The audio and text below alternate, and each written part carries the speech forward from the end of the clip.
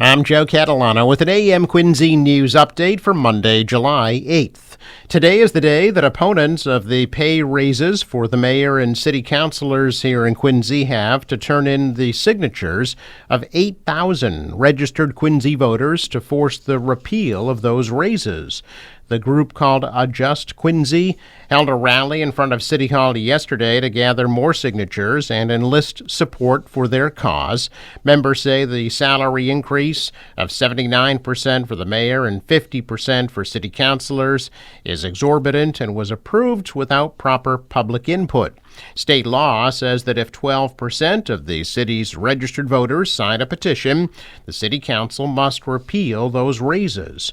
Opponents argue the increase from $150,000 to $285,000 for the mayor and from $30,000 to $44,500 for city councilors is too much. Volunteers will be out until noon today at several locations around Quincy trying to gather the necessary signatures. A notoriously dangerous Quincy intersection should be getting safer soon. New traffic lights are being installed at the intersection of Raschuti Drive and Willard Street in West Quincy. Ward 4 Councilor James Devine says the new lights will be set to flashing for 2 weeks and then fully functional 2 weeks later.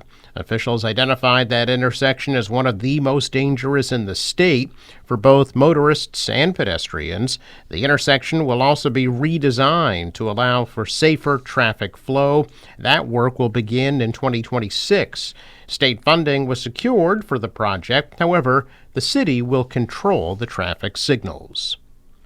Dozens of seniors had to be evacuated from their Weymouth apartment building yesterday in the 90-plus degree heat after a fire in one of the units. Fire started early yesterday morning in the 5-story building, 519 Broad Street in Weymouth. Video from the scene shows broken windows and other damage around a unit on the uppermost floor. Seniors were brought to a nearby senior service center to stay cool.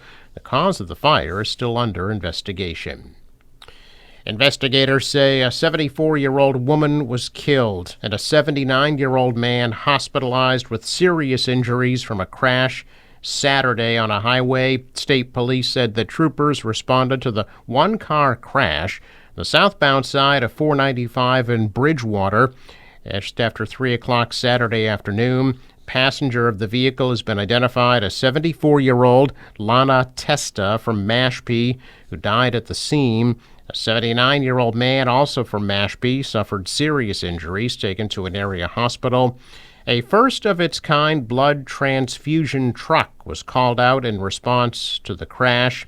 It was the second time that unit was deployed. The first time was in Braintree. The truck belongs to the Canton Fire Department, and it provides for blood transfusions on the way to the hospital. It can respond to calls up to 30 minutes away in 25 communities. Canton firefighters worked with trauma surgeons at Boston Medical Center to design the new program. Massachusetts Department of Public Health announcing that Eastern equine encephalitis has now been detected in Massachusetts mosquitoes. For the first time this year, the presence of Triple E was confirmed in samples collected from Carver in Plymouth County. According to a statement from the DPH, the finding increases the risk level of the virus to moderate in Carver, Kingston, Middleborough, Plymouth, Plimpton, and Wareham. Triple E is a rare disease but can become serious, even life-threatening, in people of all ages. It generally spreads to humans through the bite of an infected mosquito. The department statement says there were 12 human cases of Triple E in Massachusetts in 2019, with 6 deaths. In 2020, there were 5 cases and 1 death. There were no human cases of Triple E in Massachusetts in 2021, 2022, or 2023. West Nile virus was also detected in mosquito samples collected in Quincy late last month. A 43-year-old Plymouth man is accused of illegally entering and vandalizing a Kingston church early last Thursday morning. Jonathan White was arrested later after he allegedly entered the First Parish Unitarian Church overnight and did significant damage to the building. Investigators discovered that handmade 200-year-old shutters were destroyed, antique glass was smashed, and a fire extinguisher had been sprayed throughout the building. Police said White also allegedly set fire to Pride and Black Lives Matter flags outside the building, charring pieces of the church building in the process. An investigation determined White was a suspect. He returned to the church later last Thursday and appeared to be watching officers process the scene. A Kingston detective noticed White, tried to stop him, but White yelled at the detective and drove away in his car, striking a sign while he was fleeing.